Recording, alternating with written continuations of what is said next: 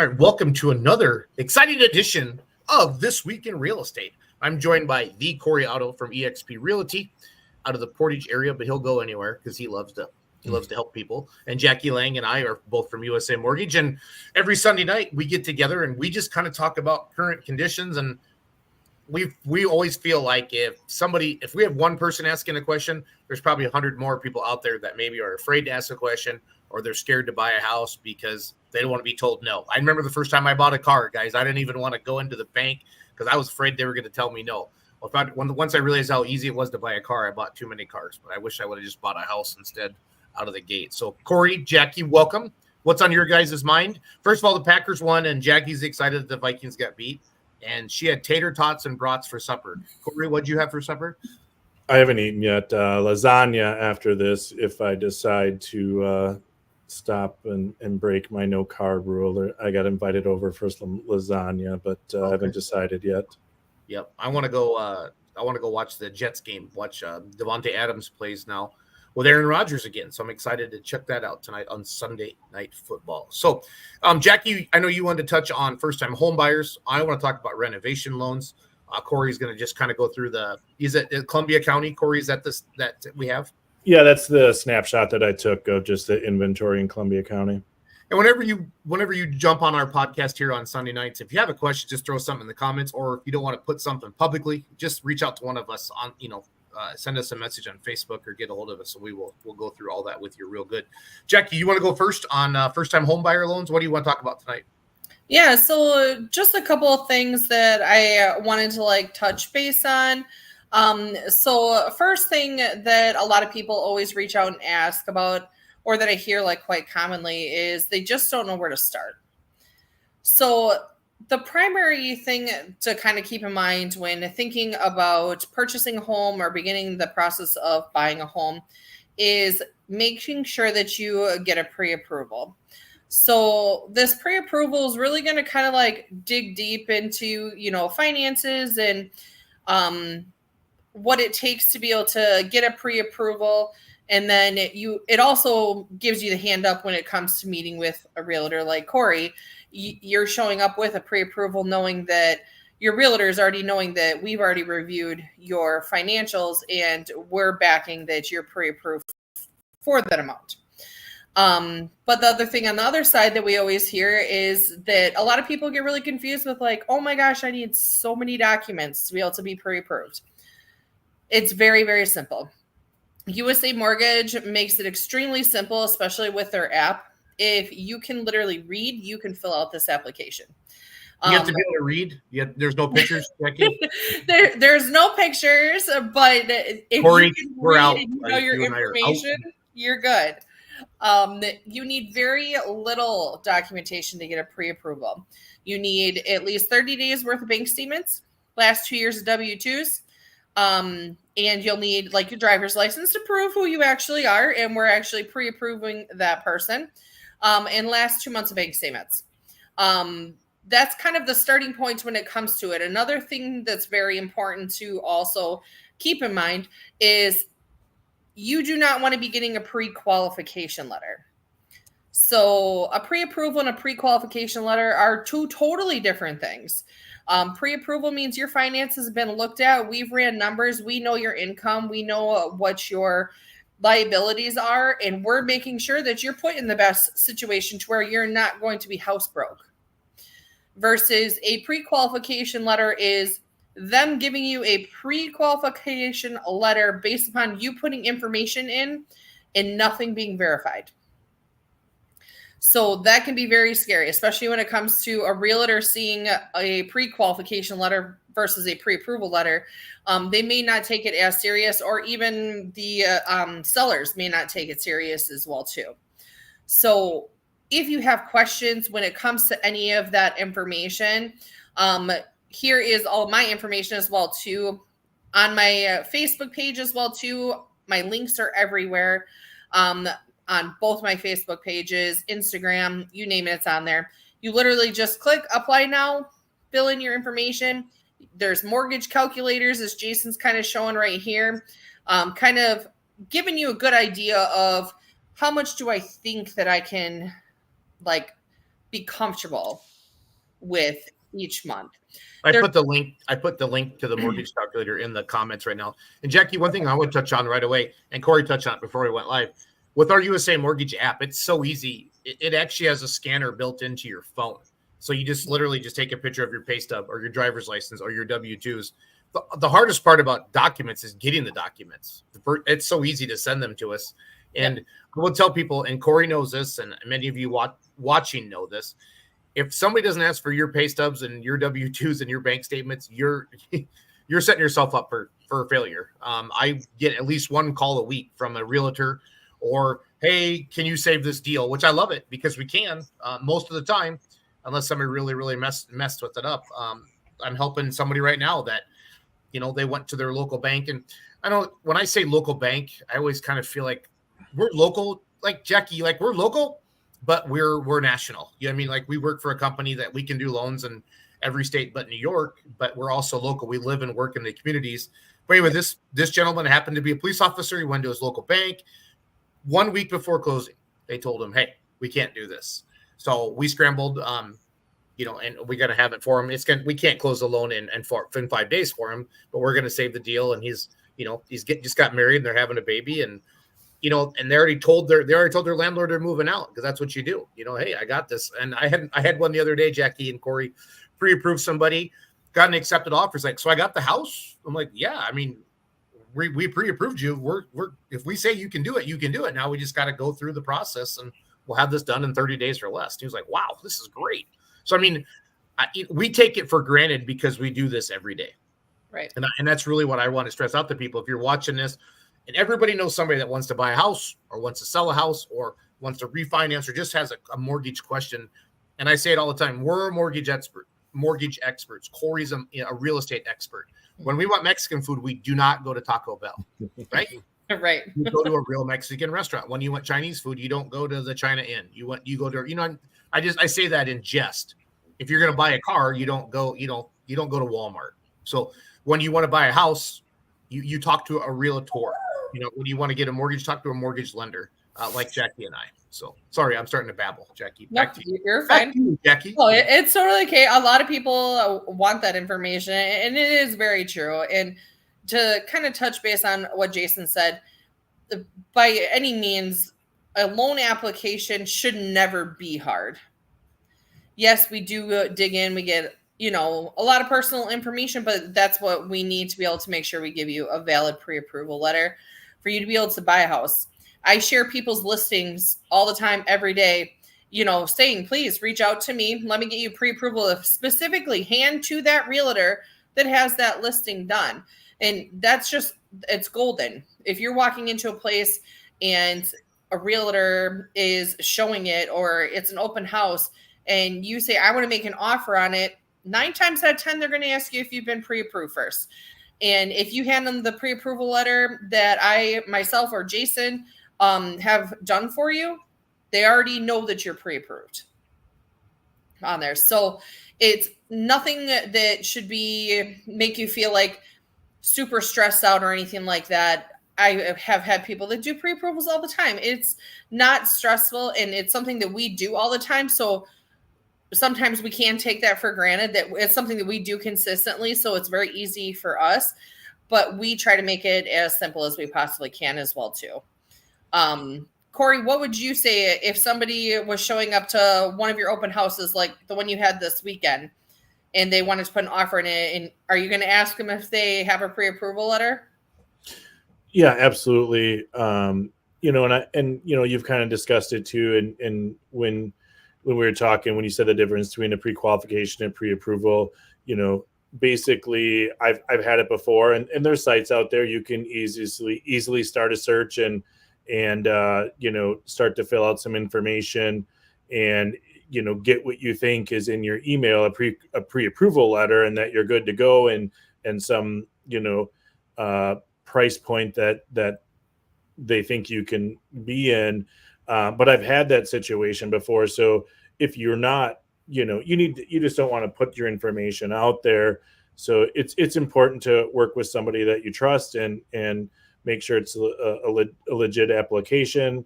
And, if you've gotten, what you think is a pre-approval letter, but but you haven't shared your ID and your bank statements and your W-2s and things that you had talked about, yeah, you're really not pre-approved. That's just a pre-qual letter or some, junk mail that you get in your inbox thinking that you're pre-approved. So, it's just really important to go through that process.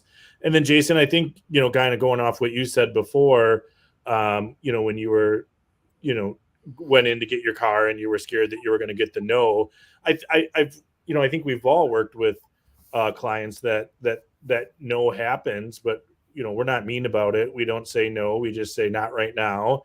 And here's what we need to do. So I think that I've worked with, buyers before that, had worried because they got some type of a judgment or had something on their credit score, is poor, or, I've talked to people that, have went through a divorce and they automatically think that their credit score is going to be down. So even if it's no, not right now, there's ways, and we've had buyers that we've had come out on the other end of that where it was, hey, no, not right now, but here's what you need to do, X, Y, and Z. We'll help you through it. We'll guide you through it, and we'll get you a yes. So I think that's important too, to dispel the fear of it, of the unknown.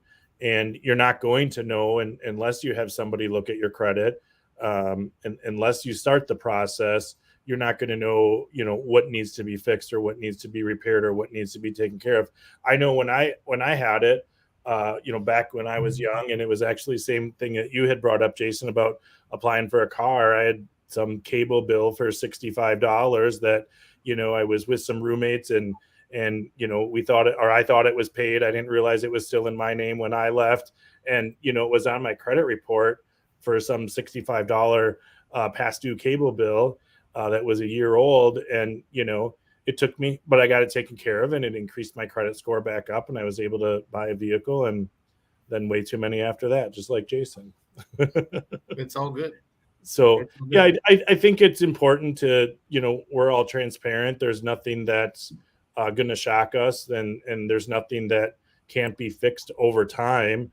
We've had people that have, Jason, and I know you and I have worked with some people that had filed bankruptcy in the past, and they come out on the other end of that, and there is a path to homeownership even after bankruptcy. So I like what you shared, Jackie, and I just want to reiterate that pre-approvals are important, and even if you're thinking out in the future, getting a pre-approval now is going to give you information, and maybe there's something that you need to take care of, and we can still get that fixed and, get you on the right path and help you into a home. Yeah, it's a good feeling. And I say all the time too, and again, I'm not trying to scare people, but I think there's a lot of people that are they're nervous Nellies and for no reason. Because you can buy a house with 3.5% down. In some cases, even 0 down or 5% down. That's attainable. You can use your 401k. You can borrow against that. I've had people that get a gift from a family member. There's a lot of opportunities out there to get you into a house. So, I've had people tell me their credit score is 585 and we run it and it's 680. And I've had people tell me their credit's 820 and it's 410. So, Credit Karma is a good gauge, but it's not accurate because it's a soft pull. It's a soft hit. It's kind of a peek in. But I mean, it's a good tool to kind of tell you where you think you want to be or where you roughly are, but it's never going to be accurate. And that's why we as lenders need to pull a full credit report to find out exactly where you are. Again, it's not fair. It's not fair to you or to me. Like when I get that phone call, Jackie, hey, what are your rates today? I'm like, all right, cool. Fill out an application. Well, I don't want to fill out an application. I said, well, I'm not going to give you a rate quote because, we don't put out there the rate like like I swear some of these other people do. It's clickbait to me. I don't even know how they legally get away with it, Jackie, but we're not going to get into that tonight. But there's always these really, really tiny letters underneath there that say, oh, this is with a point and 25% down and a credit score of 840. But nobody ever sees that. So it's real. Mm-hmm. I'm just flipping through some of the different loan programs up there and on there for Jackie that we can do here at USA Mortgage. Yeah, so don't be scared, I guess, is the main thing. Don't be afraid. I say that every day. Everybody knows somebody that wants to buy a house, and they should call a mortgage lender and talk through it. They should call one of us. And if you have a realtor friend, go talk to your realtor friend. They're going to recommend you. They're going to recommend a good lender for you. No realtor is going to send you to a lender that sucks, because the realtor wants the loan to close just as bad as we do. And that's I respect those relationships a lot. I know Jackie does. I know Cory does. Also, there's good lenders, there's bad lenders, there's good realtors, there's bad realtors. And communication is a big thing for me. If I don't get back, 24, I have a 24-hour rule. It never even gets that far, but I have a 24-hour rule if it gets crazy busy. And if you're talking to a realtor or you're talking to a lender, and they're not getting back to you within 24 hours, 7 days a week, via text, email, or phone calls, you have the wrong person. And you gotta have somebody that can respond, because most of the people, I wish everybody would get pre-approved and go house shopping, but 9 out of 10 people do not do that. They drive by. Oh, your mom calls. Hey, that house across the street's kind of funny, came up for sale. Crap. The open house is tomorrow. And then we scramble. You get that phone call Friday at 4:45, and let's go. I'm like, hey, yeah, let's do it. But offers have to be presented by Saturday at noon. So okay, fun. Love my job. So, I don't think we've ever done that before, Cory. Have we? No. Not at all, ever. Never. Jackie on a Saturday whipping out her laptop at her son's football game, doing a pre-approval. So yeah, and we got to go, and we're closing next week on it. So it's all going to work out. Absolutely. That's what I love about working in 2024. I can work from anywhere. I'm in Raleigh, North Carolina right now. I had a tractor pull this afternoon. I had a mortgage application come in 30 minutes ago. So we're going to do This Week in Real Estate, and I'm going to pull some credit, take a peek, and see what we got. So it's all good. Cory, let's dive into your and then I'll talk about renovation loans a little bit at the end. But let's dive into can I share that? Do you mind? Yeah, absolutely. I think that I've shared in previous weeks, and I certainly want to now. I think there's a decent amount of inventory out there. Yep. I think I really wanted to show a complete snapshot. I know in the past we've showed some various listings that, we kind of highlighted. So what I did here is just all the active listings in Columbia County from 200,000 to 400,000, 15, 20 listings. If there's a specific one you want me to click on, Cory, just tell me which one, buddy. I do like that. Yeah, click on that Big Slew one. That's a little bit down. Yeah, 239. So that one was just listed like Thursday, Friday. Decent little property just outside like Portage, Briggsville area.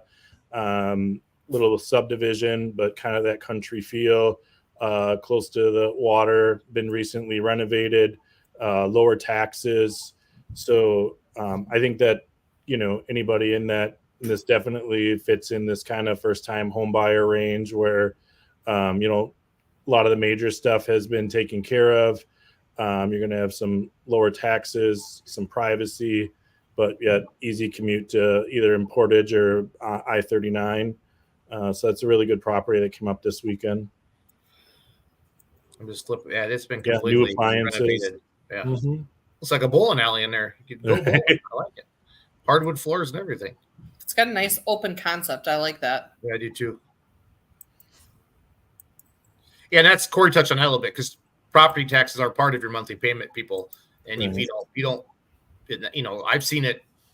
You live in Madison and you could pay $1,000 a month in taxes. You get outside it down a little bit, you can pay a couple $100 a month, and if it's worth the drive to do that. And it's crazy to think about it because you have like Dane County has obviously higher property taxes, and then you get into Columbia County, which they're more manageable depending upon the area that you're in. And then even 20 minutes further north, like Marquette County, where I'm at, and they're like half the cost. It's crazy on depending upon what county you go in on how the property taxes are. Yep. Are they pretty average by you, Jason? Yeah, Richland County is similar to Marquette County. Okay. It depends. Then I get closer to La Crosse or Madison, they get higher. There's that convenience. I get it. That's you pay for what you get, but I don't mind commuting. I like living in little old Richland Center, town of 5,000 people. Now we don't have a Target, and that sucks. My wife doesn't like that, but otherwise it's a nice town. You want to go back, Jason? We'll look at maybe another one. I sure do. I was waiting for direction from you, my man. Okay. Yeah, you can pick one this time. I was go to that 221 West Rio Street. I was in that one this weekend. I showed it to a couple. I mean, that's a decent price. Hey, Jack, you just heard him say I could pick, right? Yep. Oh, okay, just sorry. Go ahead. You can pick the next one. Corey, I'm just messing with you, bro. So yeah, this one's been renovated a little bit too. Rio, again, decent little community. Some updates in there. It has a metal roof. These are original hardwood floors. Really good job. I was very impressed seeing them in person.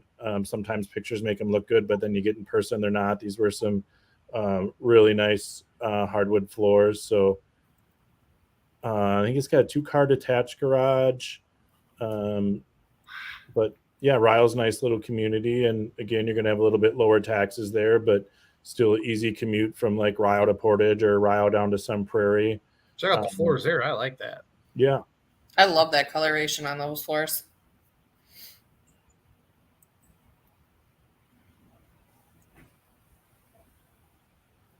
Okay, Jason, now you can pick. Nope. I was just messing with you, buddy. No, I like it.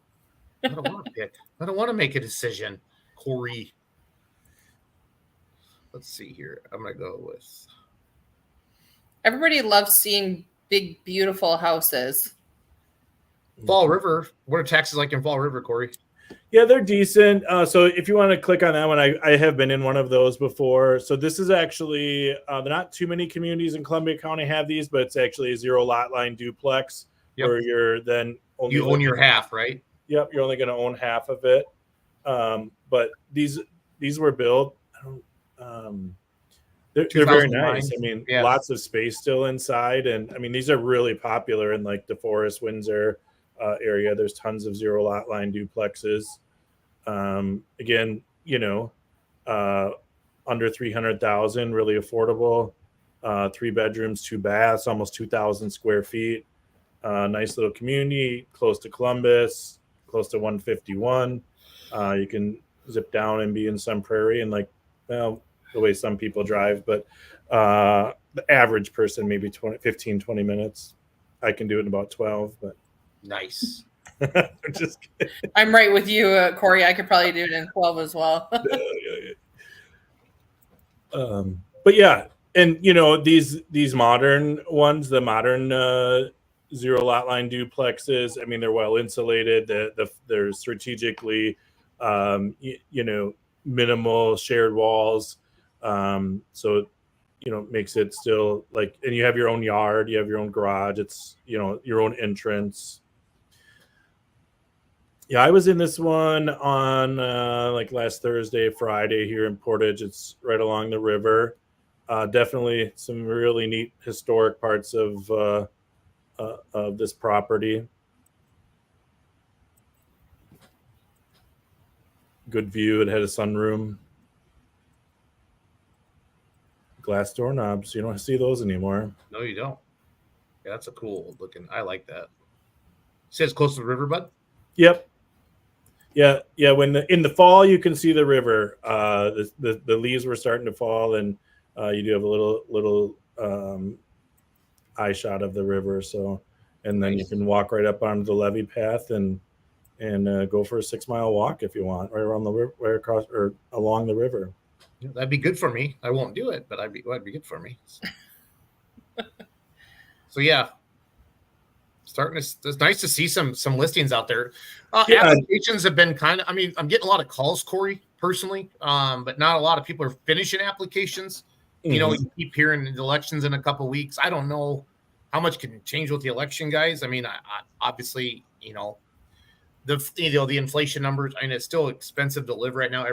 Gas is up and food's up and everything's expensive right now. I don't know how fast we can flip something like that with a different administration or not, but I don't know. I feel like it's a great opportunity. If you can get pre-approved now, get it bought, refinance down the road. I mean, I've been saying that, Jackie and I say that every single day because, and this is one of the stats I wanted to show up, the cost of waiting. And that really seems to be the thing right now. People are look at, rates might go down in the future and they are going to go down, but the prices are going to go up of the house. And that's really what this graph shows. The cost of waiting was something like that. I know the rates may not be perfect in today's current market, but you get the drift. Yeah, the rates might go down, but the property values are going to continue to go up. Everybody knows that 90% of America's wealth is in the equity of real estate, and so yeah, you could wait 6 months, but that house is going to go up another half a percentage point. You wait a year, that $300,000 house costs you $314 now. You know what I mean? So what, 4% in value? You wait 2 years, so it just I want to wait. I want rates to come down, but it's going to get more expensive. Name one other thing that gets cheaper. Everything gets cheaper after you buy it, right? You buy a car, you drive it off the lot, you lose $5,000, right? But you buy a house, they continue to go up. The only time I would tell anybody not to buy a house if they're not going to be in that home for 12 months. That's the only time I honestly would tell people not to buy a house, just because that's how the numbers work. But that's the cost of that graph. This is just another one I pulled up I wanted to share today. In 1972, the interest rate for a mortgage was 7.38. If you had waited for interest rates to go down, you would have had to wait to purchase a home until 1993. Okay, you can just see that. Mm-hmm. It peaked out there in the 80s, the recession, before the Ronald Reagan came in and cleaned house. But you have waited for over 20 years, waiting for rates to go down while the value of real estate went up. I mean, how much was a house 30 years ago, Corey? Corey, how much was your first house, Corey? Yeah, I actually just talked to somebody about it today. So I bought my first house in 2001. Okay.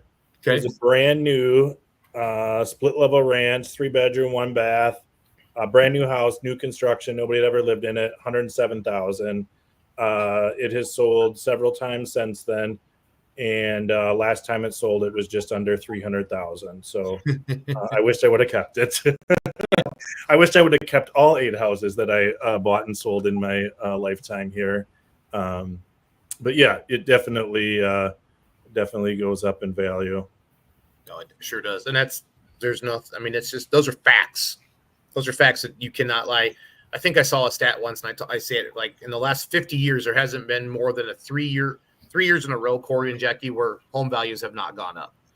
And it's just, I think housing was undervalued for a while. And then when money got cheap during COVID, I think that's when everybody realized, wow, I really can be a homeowner, but yeah, with rates where they are, I don't want them to go back down into the 2s and 3s just because it was COVID that caused that. I don't think we'd see that any other time.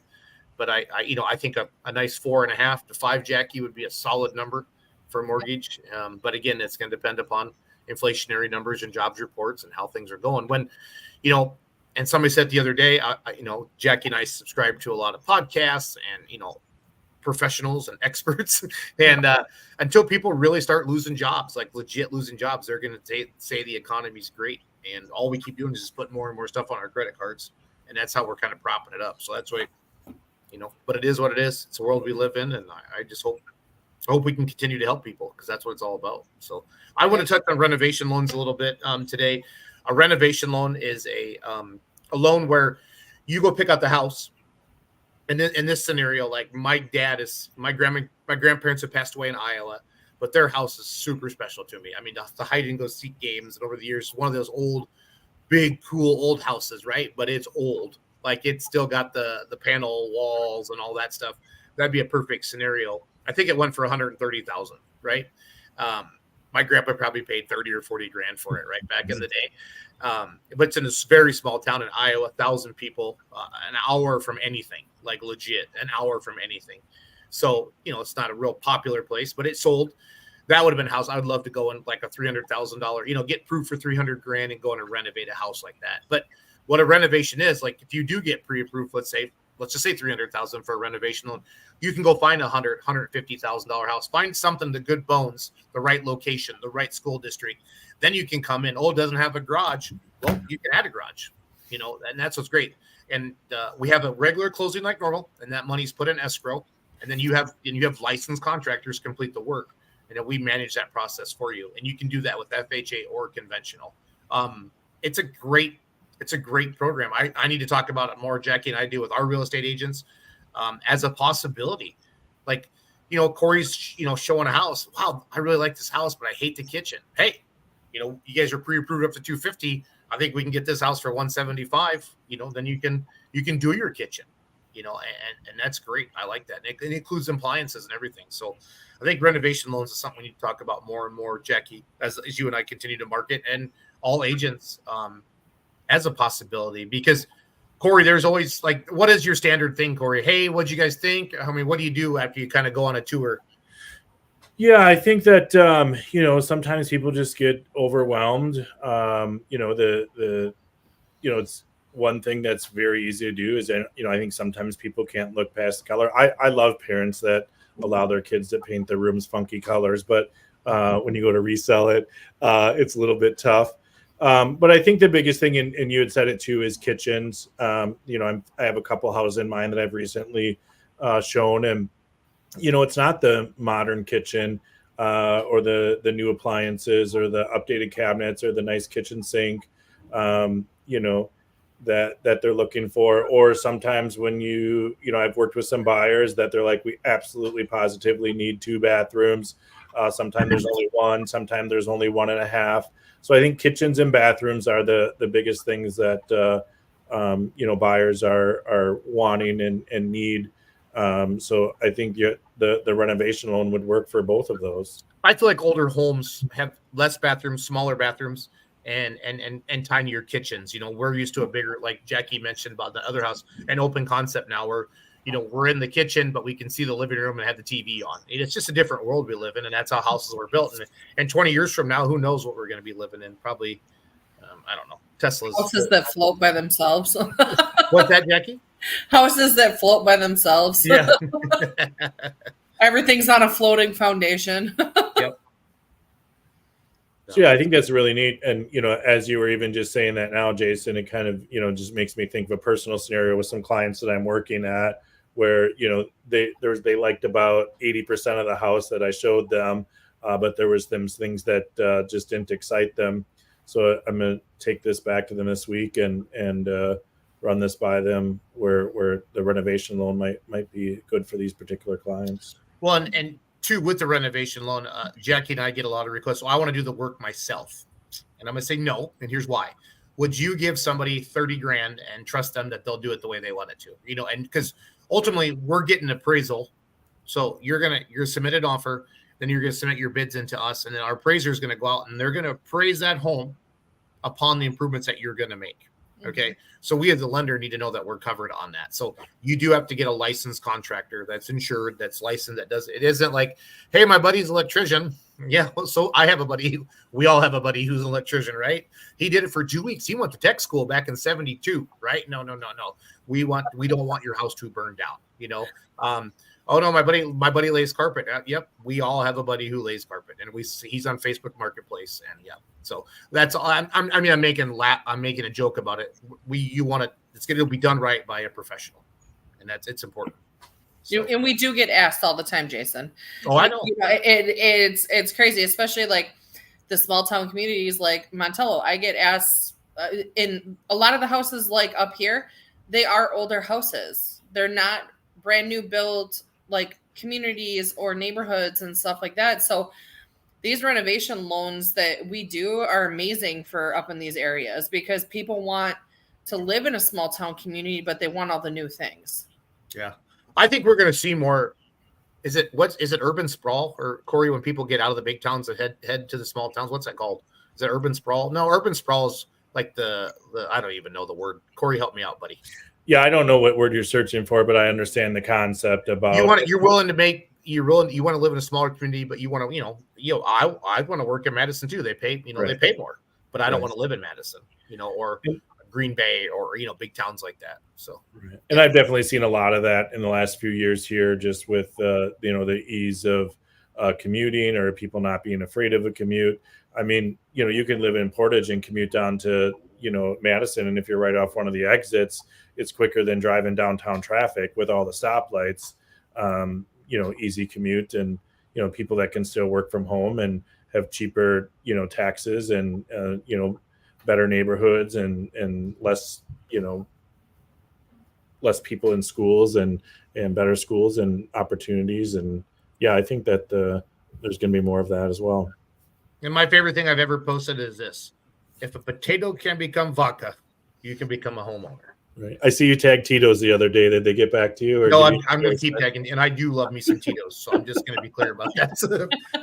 Well, I figured if I could get him to sponsor my Poland tractor, Cory, and we really do enjoy your product every weekend, and and I tried, but you guys would be set for all summer long if they became a sponsor. You guys would have trailers full of it. and I would like my tractor would get, it would be it's called the Remedy, so we would do the Tito's as my Remedy, and I already have an idea how to wrap it, make it look like a big bottle of Tito's. So well, if Tito's catches our podcast tonight, we're in then, huh? Yeah, we got to. There you go. Start tagging Tito's in our podcast. We got this. I'm gonna. You guys think I'm afraid? Heck no. That's what we do. That's what we do all the time. So, Cory, tell us about one scenario, one example, something in the last 7 days about business, talking with clients that maybe other people can learn from as well. Because you touched on that. Like, oh man, why didn't I think of that? Because Jackie and I talk about all the time. We want to be top of mind awareness. Right. Like mine is. I mean, I say this every day. You do not need 20% down to buy a house. I mean, I really feel like, Cory, so many people think, yeah, I can afford the payment, but I don't have I don't have 20% down. You know what I mean? Jackie, I help, if I close 10 loans in a month, 1 or 2 people are 20% down. The rest of them are FHA or VA or USDA or conventional 5% down, 3% down. It's okay. It's okay to not have 20% down. Yep, absolutely. I see more loans without 20% down than I see with 20. So me too. Yeah, I think my biggest takeaway from the last few weeks and that I want to share with clients and that I've been helping and working with a few clients is things have dramatically changed. So even though there's a little bit less inventory right now than some, I have some buyers that are approved at 250 and I'm saying, hey, let's check out. We're really not finding what you want at this range. Let's check out this 265, 270 range. We'll still go take a look at the house, see if it meets your needs, if you like it. And there's some real opportunity to get it for less than list price right now. Several of the offers that I wrote this week, I wrote one over the weekend, actually just tonight. And, it was a property that had been on, very nice home. Recently updated. I think it was still priced. I would think it was priced right. My buyer was actually willing to pay the list price for it. And I said, hey, I think we have a little bit of room here. It's been on the market over 30 days. Let's see if we can get it for a little bit less, save you some money. And we put in an offer for less. And I'm pretty confident that by tomorrow morning we'll have it. So, like you had said, you have to look at it 2 different ways right now.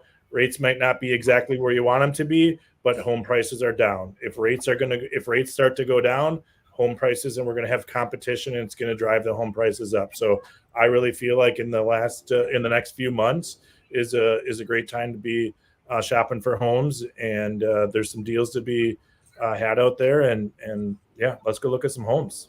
Yeah, the cost of waiting on that. Here's a flyer I want to bring up. Seller concessions talks about what you can get back and percentages based upon what loan program is to help pay for closing costs. Here's understand the pre-approval. This is stuff, the marketing material that Jackie and I have to do that. And then here's a kind of a finance. I love this financing in a snapshot. Basically, what we can offer people: conventional VA, USDA, FHA, and then the rehab or the renovation loan that we touched on a little bit there. Jackie, tell me one story in the last week that you want to share. That somebody said something, you're like, man, I need to talk about this more.